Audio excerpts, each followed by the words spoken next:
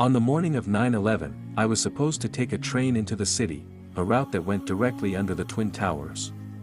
But I fell asleep, and when I finally woke up, my phone was ringing non-stop, and the TV was blaring terrible news.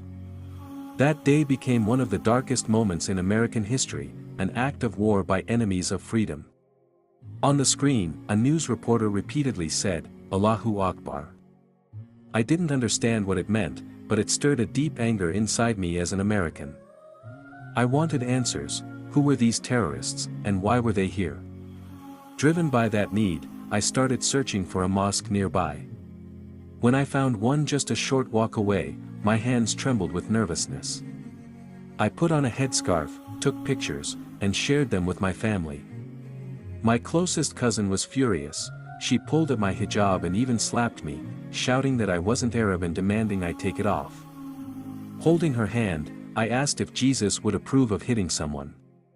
That stopped her, but she still told me to leave and never come back. I'm Nahila Morales, born into a Mexican family rooted in Catholic tradition. After college, I moved from California to New York City in the summer of 2001, just 3 months before September 11th. Growing up, I respected the Virgin of Guadalupe deeply but struggled with the concept of the Holy Trinity. It was something I questioned often, but my grandmother told me to simply believe without asking too much. The idea never fully resonated with me. I knew there was one God, but that 3 in 1 was always confusing. The events of 9/11 sparked a turning point in my life. My birthday, September 12th, was supposed to be celebrated in New York City, but everything changed overnight. I was supposed to be on the train that passed beneath the Twin Towers that morning, but fate had me asleep instead. Seeing the devastation on TV felt unreal at first, like watching a movie. The repeated phrase, "Allahu Akbar," kept echoing in the news, and though I didn't understand it, I felt a fierce need to learn more about the religion behind those words. My family was scared and urged me to return to California, but my focus was elsewhere. I wanted to understand who these people were and why they had committed such violence. The city remained chaotic for months, but I kept searching. Eventually, I moved to New Jersey, living just 3 blocks from a mosque. Visiting that mosque for the first time was a mix of fear and excitement. I didn't have the right clothes or a proper hijab, so I nervously practiced greeting people in the mirror. When I finally stepped inside, Sheikh Mohammed Al-Hayek greeted me warmly. I was fidgeting with my makeshift headscarf, unsure and anxious. He asked if I was Muslim, and when I said no, he reassured me it was okay to take the scarf off and invited me to a class happening that day. From then on, every Wednesday without fail, I attended his class, beginning a new chapter of learning and faith that changed my life forever. In those early days, there was a lot of humor mixed with the awkwardness of my new journey. We would joke around about being late and say things like, "Oh, I'm on Muslim time," only to be reminded gently, "No, you're just late." But Islam teaches us to respect each other's time. Those little moments helped me feel more at home. I made friends with women from Indonesia and Malaysia, who taught me phrases like Inshallah, Alhamdulillah, and Mashallah. Whenever they asked if I was Muslim, I would smile and say, "No, not yet, but I'm learning." It was a gradual process, filled with curiosity and small steps forward. One moment that stands out clearly is when I first wore the headscarf. I took pictures and posted them online, trying to explain to my family that it was similar to the veil worn by the Virgin of Guadalupe, something deeply respected in my Mexican heritage. I began to draw connections between my past and this new path. The hijab reminded me of the nun's habits, my grandmother's modesty, and the sacredness I had always admired. What truly drew me in was the simplicity and clarity of the belief in one God, Allah is one. I found peace in the idea that I could have a direct relationship with God without the confusion of the Trinity, which had always troubled me.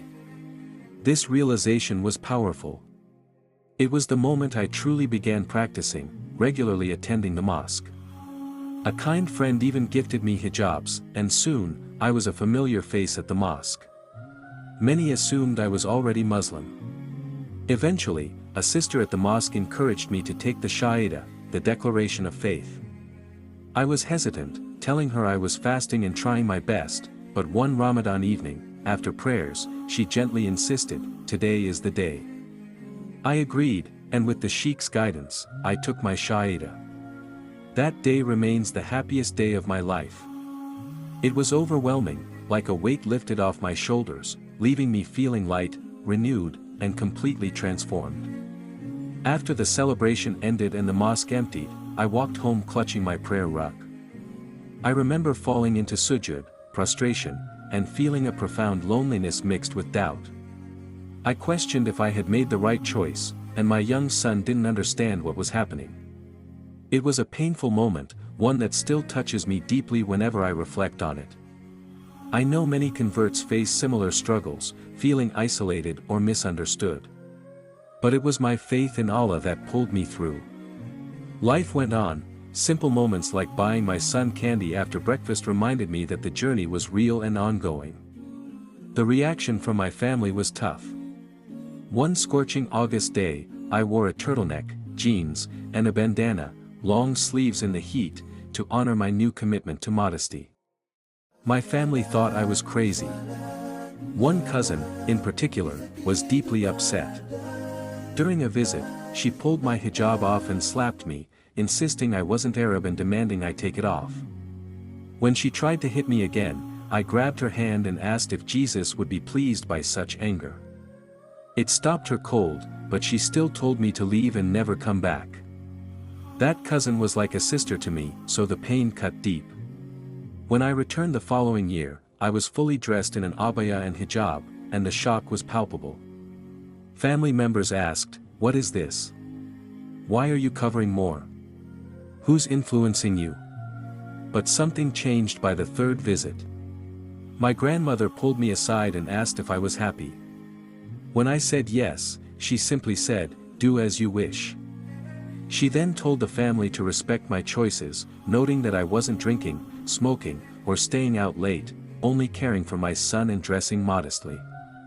Over time, her acceptance helped the rest of the family come around. In an unexpected turn, the one person I least expected to embrace Islam was my mother. Our relationship has never been perfect, but she saw me once on a Spanish TV interview wearing my headscarf and was surprised. She asked, "Are you Muslim?" I nodded, though I was afraid to really talk to her about it.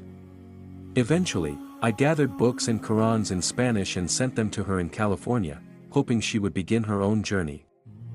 After some time, my mother began reading about Islam on her own. Slowly but surely, she grew curious and eventually took her Shahadah, embracing the faith herself. That was a deeply meaningful moment for me, seeing someone so close to me find peace through Islam. When I think about the hijab, many Westerners often see it as a restriction or a symbol of oppression. But for me, it was quite the opposite. From the very beginning, I felt an incredible sense of liberation wearing the hijab. It gave me the power to choose who could see me and who could not. It was a way to protect my dignity in a world where women are often objectified, like billboards selling products with half-naked images. To me, that was the real oppression, not the hijab. The hijab was my freedom, my way to assert control over my own body and identity. One extraordinary event that deeply strengthened my connection to Allah was when my son and I performed Hajj in 2018. I'll never forget the moment during Tawaf when we were trying to touch the Kaaba. The crowd was so dense I started to feel overwhelmed, panic creeping in, my chest tightening, and tears welling up. I told my son, Andrew, "I'm getting cramped," and suddenly, as if by divine intervention, a man dressed in white gently took his hand and moved aside the crowd like the sea parting for Prophet Musa. The man then left as quietly as he had appeared, and I was left wondering if he was an angel sent by Allah. That moment was a profound reminder of Allah's mercy and presence, lifting me from anxiety and fear. What convinced me fully that Islam was the absolute truth was the Quran itself. The fact that millions of people around the world memorized the entire Quran struck me as a true miracle. It's not a small book, it's vast and complex, yet countless Muslims committed to memory, word for word. I had never heard of anything like that with the Bible. This miraculous preservation made my heart certain that Islam was the authentic path. To my fellow Mexicans watching or listening, I urge you to open your hearts and minds to explore this beautiful faith. Islam is not as foreign to us as some might think. It actually shares many values and respects many of the cultural traditions we hold dear. I encourage you to ask questions, seek knowledge from reliable sources, and connect with Muslims to better understand Islam. If you're confused, just as you would visit a doctor for physical health, ask a Muslim for spiritual guidance. The Quran and the teachings of our beloved Prophet Muhammad, peace be upon him, offer a path filled with meaning and belonging. Many people worry that converting to Islam means losing their culture, changing their name, abandoning their family traditions, or giving up their identity. But that's a misconception. I remember a sister who took her Shaida on Christmas Day. She invited her non-Muslim family and her fiancé's family to the ceremony. After she embraced Islam, her future father-in-law announced she should change her name to Dua, and her mother-in-law insisted she eat only halal food from then on. I held her hand and reassured her, it's okay. You don't have to change your name if you don't want to. Your name, your heritage, your culture are part of who you are. You can remain Maria, Felipe, or Pablo.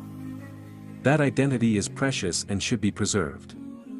For me personally, keeping my last name, Morales, is a way to invite dialogue and bridge understanding. I continue to celebrate my Mexican culture, cooking mole, tacos, and flautas with pride, while embracing the faith I love. Islam honors Jesus and Mary, both deeply respected in our tradition. Loving and respecting them doesn't stop when you become Muslim. In fact, Islam enriches that love and respect. So, to everyone out there, enjoy your tacos, hold on to your culture, and open your hearts to learn about Islam. It is a beautiful way of life that complements and enhances who you are.